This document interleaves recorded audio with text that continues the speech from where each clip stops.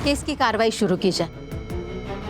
My Lord, कभी कभी एक गवाही, एक सच, एक स्टेटमेंट 1000 गवाहों, 1000 बातों और 1000 स्टेटमेंट्स के ऊपर भारी पड़ जाता है। ठीक ऐसा ही एक सच मेरी क्लाइंट लक्ष्मी ने आज कोर्ट के सामने रखा है।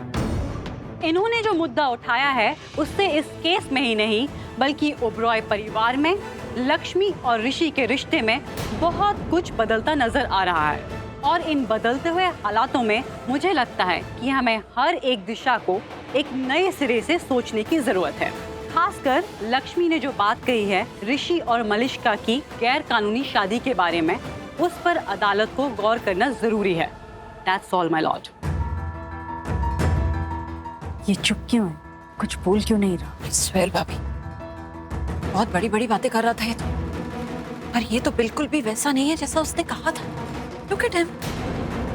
एडवोकेट प्रदीप, आप कुछ कहना चाहते हैं? नहीं मैम, मेरे पास कुछ नया नहीं है कहने के लिए।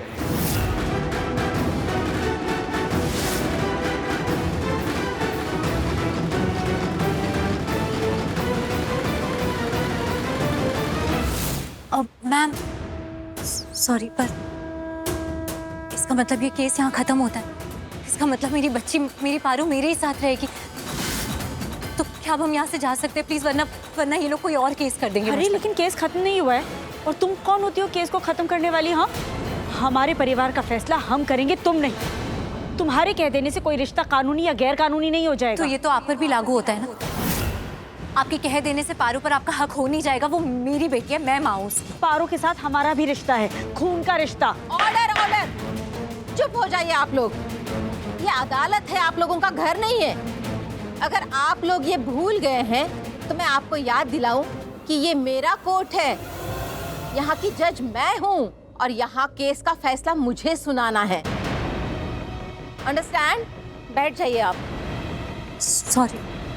हम भी माफी मांगते हैं, लेकिन ये हमें बार बार कुछ ना कुछ कहने पर मजबूर कर देती है, इसलिए हम। मिसेस ओबेरॉय, आप भी बैठ जाइए और कोर्ट का फैसला सुनिए। प्लीज आप बैठ जाइए।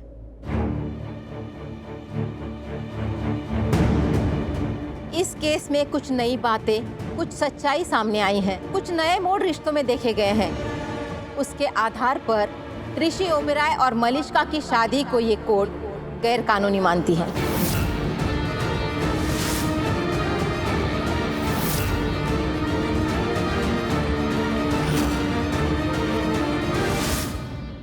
और इस गैर कानूनी शादी के लिए ऋषि ओबेरॉय पे केस चलाया जाएगा।